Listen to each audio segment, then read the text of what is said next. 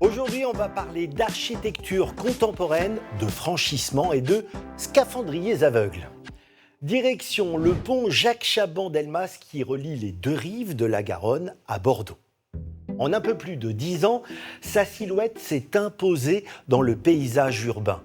Situé à l'entrée du port de la Lune, à côté de la Cité du Vin, le pont Chaban est l'un des très rares ponts levants construits en France.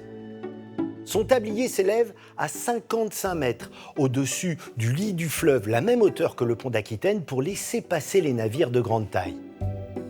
Commencée en 2009, la construction du pont Chaban fut spectaculaire.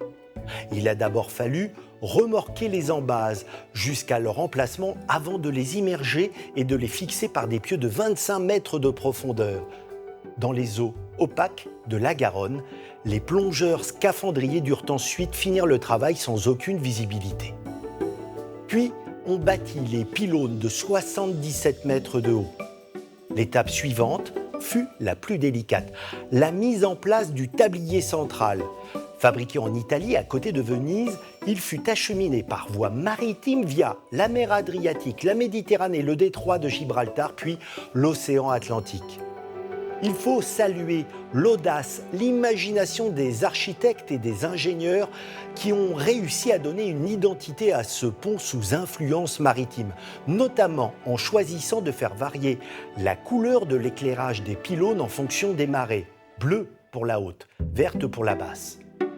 Un pont n'est pas un ouvrage comme les autres. En reliant les deux rives, il a une portée hautement symbolique, parfaitement exprimée dans cette pensée d'Isaac Newton.